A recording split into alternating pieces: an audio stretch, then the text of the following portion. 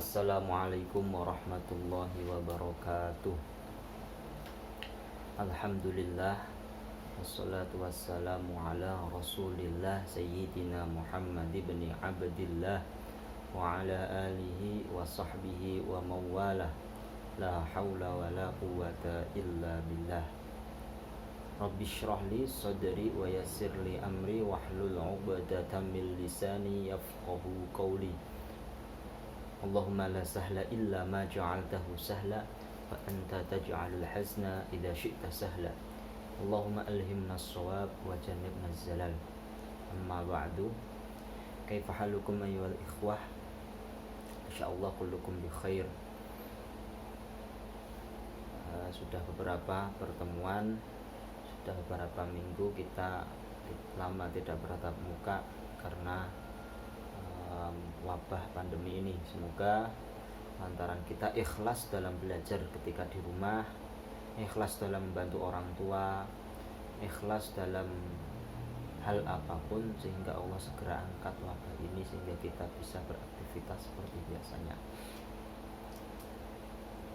Anak-anak kelas 7A, B, C maupun D, pada kesempatan kali ini insya Allah saya akan selalu mengulang dan mengulang pokoknya, karena permasalahan ini yang semenjak di awal semester 2 sampai sekarang tentang pembelajaran nahwu ini agak sedikit rumit kalau sistem online atau sistem jarak jauh gitu.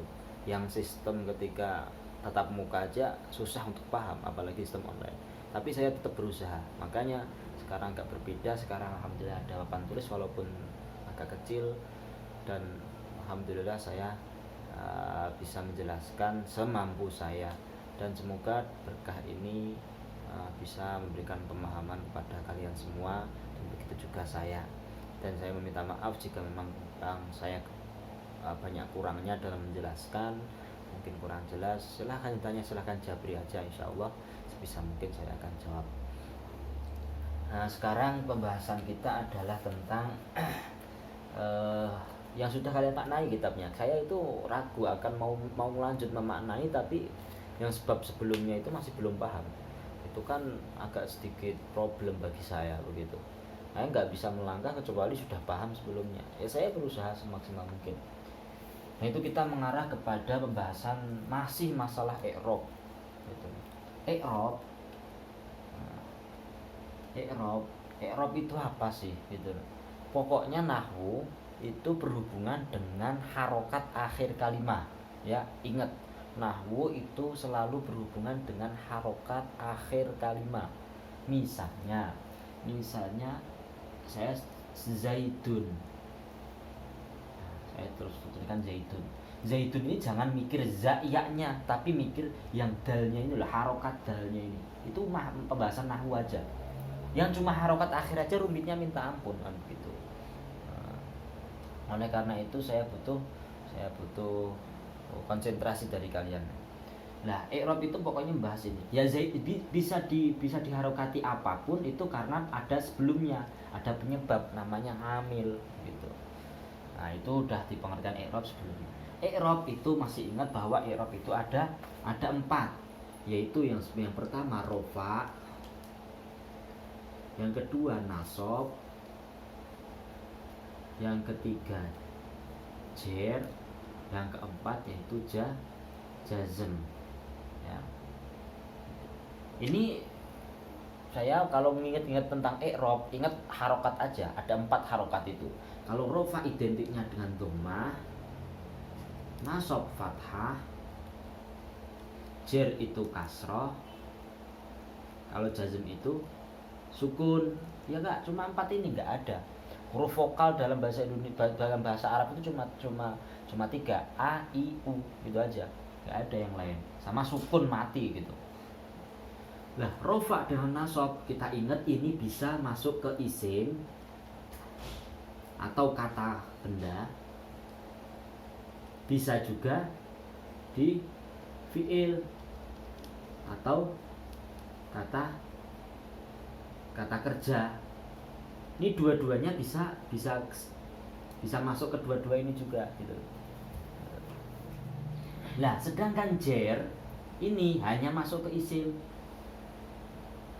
Terus jazm ini hanya bisa masuk ke fi'il. Begitu. Tisu. Maaf, sudah. Gitu. Ini. Jadi jer ini khusus isim, jazm ini khusus fi'il. Gitu. Lah, sekarang kalian udah tahu nih, i'rab itu cuma 4, harokat cuma 4, begitu. Lah, sekarang mau dibedah satu-satu. Apakah rofa itu hanya dhammah aja atau ada penggantinya? Kan saya bilang bahwa rofa itu identiknya ada dhammah dengan dhammah, tapi bisa dengan tanda-tanda yang lain, begitu. Apa tanda yang lain gitu loh. Nah, nih saya mau gambarkan contohnya. Mau saya gambarkan contohnya. Ini kalau mau ditulis silahkan. Sekarang kita membahas tentang rofa dulu. Nanti nasab, jar, jazm itu nanti. Misalnya kata ja'a zaitun. Ja'a nggak usah dipikirin nanti. Zaitun aja. Ingat jangan mikir za-nya, jangan mikir ya-nya, tapi mikir harokat akhirnya yaitu harokatnya dal. Ja'a zaitun. Ini kalau susunan dalam bahasa Indonesia disebut zaitun itu subjek, kalau ja'a itu predikat. Zaitun. Zaitun begitu. Kalau saya tanyakan, zaitun kalimah apa? Sudah pernah tahu bahwa salah satu tanda kalimah isim adalah tanwin. Berarti zaitun itu kalimah isim karena tandanya apa? Tanwin. Lah kalau ditanyakan i'rabnya apa? Kan begitu. I'rabnya rofa, jangan i'rabnya dhamma. I'rabnya apa? Ya i'rabnya cuma 4 itu, rofa, nasab, jar, jazm. Kalau tanya i'rabnya apa? Yaitu rofa. Rofanya dengan apa? Yaitu dengan dhammah. Nah, ini dhammahnya itu di sini nih.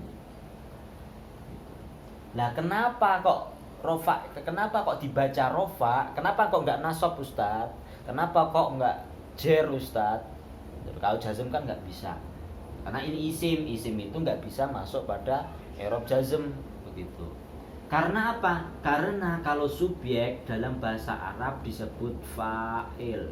Ingat ya ini.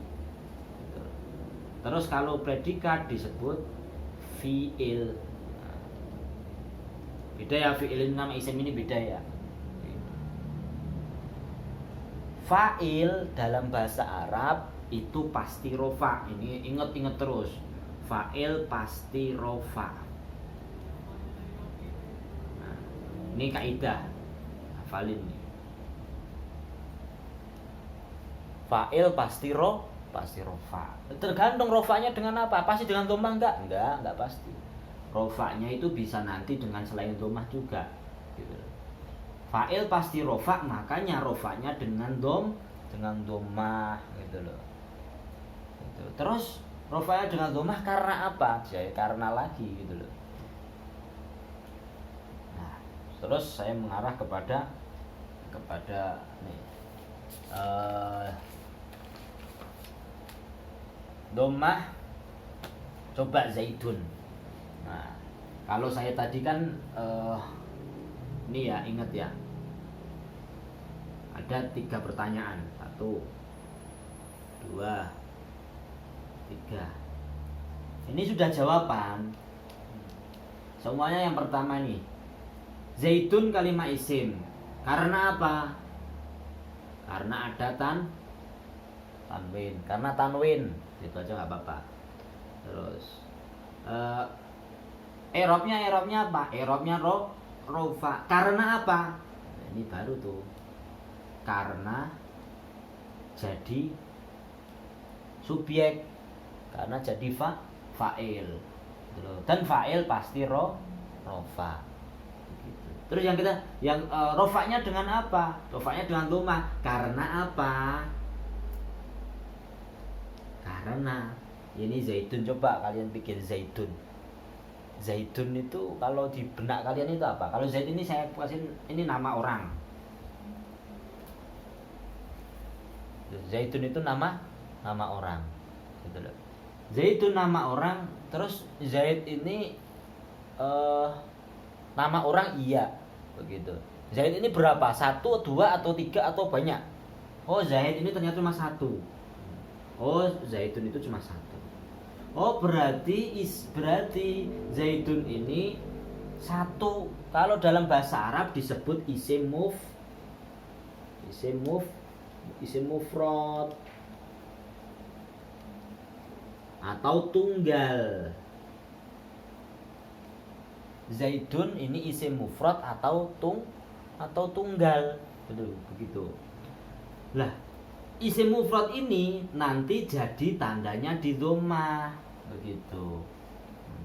Berarti Zaidun ini apa? Makna tunggal atau isim yang bermakna tunggal. Apakah harus laki-laki ya? Zaidun kan laki-laki, Ustaz. Nggak harus. Misalnya perempuan namanya Hindun. Nah, Hindun gitu. Hindun, masa Hindun ya laki-laki kan gitu loh. Hindun ini perempuan tapi 1. Ya udah, sekarang nggak usah nama orang, bingung Ustaz. Sekarang nih saya kasih contoh yang lain. Tuh. Bingung Ustaz kalau nama orang Ustaz. Oke. Sekarang muslimun. Muslim, mukmin, masa nggak tahu? Muslimun itu satu orang muslim, yaitu laki-laki. Kalau perempuan tinggal tambahin tak marbutoh, jadinya muslimatun. Coba lihat, akhirnya sama-sama berharokat dhammah enggak? Sama, walaupun ini di atas tak nggak masalah, walaupun ini di atas min nggak masalah. Yang penting harokat akhir itu berharokat dhammah, walaupun itu dhammah tanwin. Ini 1 orang perempuan. Gitu. Nah, begini. Jadi misalnya ja'a, saya ganti ja'a muslimun. Pertanyaannya, muslimun kalimah apa? Yang pertama saya tanyakan. Kalimah isim, tandanya apa? Tanwin. Terus pertanyaan kedua, i'rabnya apa? I'rabnya rofa. Kenapa dirofakkan? Karena jadi fa'il atau jadi subjek. Subjek ini nih setelah predikat. Begitu. Rofanya dengan apa? Rofanya dengan dhammah.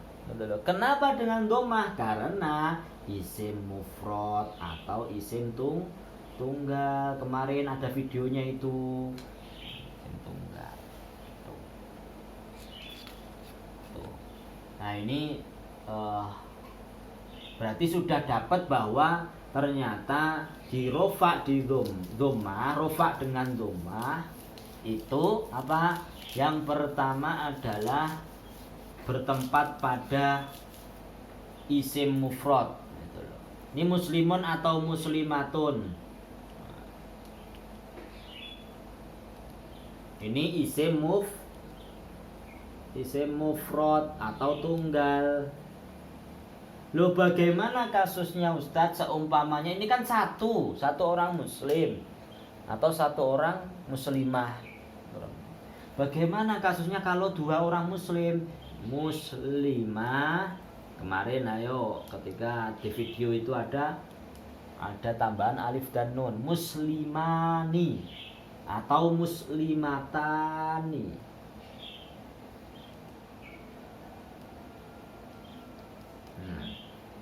Muslimani atau muslimatani.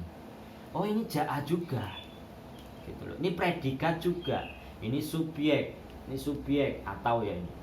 Ini predikat. Kalau ada predikat pasti ada subjeknya. Nah, ini subjek. Subjek tadi apa namanya? Fa'il, dan setiap fa'il itu apa? Pasti rofa. Loh, rofanya mana dhammah Ustaz? Kan nahwu itu kan harokat akhir kalimat. Begitu. Yang mana harokat? Loh, ini harokat akhirnya kasroh Ustaz, apakah dengan kasroh? Begitu. Enggak, ini terus mengarah kepada muslimah ini bukan dhammah lagi tapi pakainya alif. Begitu. Alif nih. Tuh. Alif. Loh, kok ada nunnya? Katanya harokat akhir Ustaz, gitu loh. Atau huruf akhir gitu loh. Nunnya ini dari kata muslimun, muslimun. Ada nunnya, nunnya kemana? Nunnya diarahkan ke sini terus tambahin alif. Begitu. Nah ini nanti pembahasan tentang isim pastinya. Gitu. Nggak bingung, biar nggak bingung. Yang penting kalau ini baru isim mufrad atau tunggal ya. Yang dua nanti, gitu loh. Yang apa itu? Yang banyak juga nanti. Itu yang kedua seumpamanya misalnya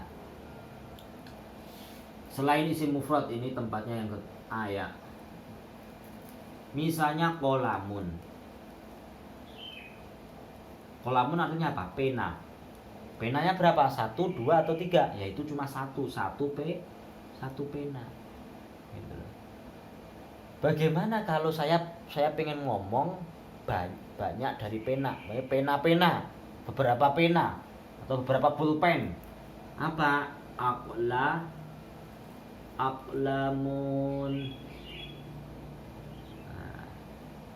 Aklamun sama dengan dhammah. Misalnya lagi kitabun berapa? 1 buku. Kalau buku yang banyak berapa? Kutubun. Ini kalau dalam bahasa Arab disebut apa? Jamak taksir atau jamak tidak beraturan, tak beraturan. Begitu. Nomor 2. Ini rofaknya dengan dhammah begitu. Nah ini nyatanya dhammah, tetap dhammah. Itu loh, kolamun itu. Kalau saya tanyakan, aklamun kalimah apa? Kalimah isim. Tandanya apa? Tandanya dengan tandanya adalah tanwin. Gitu loh. I'rabnya apa? Ingat, i'rab itu harokat akhir. I'rabnya apa? I'rabnya rofa. Kenapa rofa? Misalnya di sini saya tulis kalau rofanya, i'rabnya rofanya karena menjadi fa'il, misalnya fa'il itu ja'a qalamun, enggak apa-apa, telah datang pena gitu loh. Enggak apa-apa. Gitu. Rofanya dengan fa'il. Setiap fa'il itu pasti rofa. Rofanya dengan apa? Dengan dhammah. Karena apa? Kenapa dengan dhammah? Karena bukan isim mufrad lagi, bukan, tapi jamak taksir. Ini yang nomor 2. Nah. Terus yang ketiga. Nah tadi muslimun sudah, muslimani sudah, muslimatani sudah. Nah sekarang kalau orang muslim banyak apa? Muslimuna, ya enggak? Ayyuhal muslimun rahimakumullah, ya ayyuhal muslimun, kan begitu kan dia enggak di khutbah-khutbah itu. Muslimuna ini apa?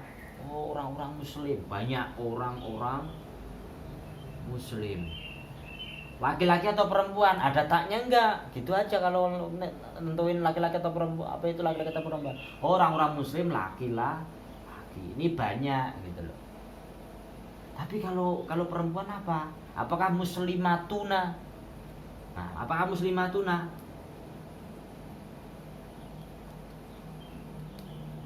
Oh, bukan muslimatuna, tapi jadinya bukan muslimatuna tapi muslimatun. Ini apa itu yang tadinya tak marbutoh tinggal tambahin alif, taknya dirubah begini gitu loh. Ini makanya kalau ini rofa juga, tapi rofanya bukan dengan dhammah tapi dengan wawu, itu nanti. Karena yang ini ini i'rabnya apa gitu loh. Sekarang tanya dulu, muslimatun kalimah apa? Kalimah isim, tandanya apa? Tandanya tanwin. I'rabnya apa? Harokat akhirnya apa? Yaitu harokat akhirnya domah. Yaitu i'rabnya rofa. Rofa dengan apa? Dengan domah. Karena apa? Namanya ini isim jamak muannas salim. Jamak itu banyak, muannas itu perempuan, salim itu ya berdasarkan peraturan begitu. Muslimatun. Ini udah nih muslimatun. Sekarang yang terakhir adalah misalnya kalian tahu fi'il itu ada 3, yaitu fi'il maldi, mudhari, dan fi'il amar. Kalau fi'il maldi itu yang sudah lampau, fi'il mudhari yang sekarang atau yang akan datang. Kalau fi'il amar pasti akan datang. Misalnya adalah yang yadhhabu, nah, sering nih yadhhabu. Yadhhabu kalimah apa? Nah, oke, kalimah apa? Tanwin nggak ada, al nggak ada. Berarti kalau udah nggak ada tanda kalimah isim, berarti kalimah fi'il. Fi'il mudhari. Fi'il mudhari karena ada yaknya. Fi'il mudhari. Yadhhabu.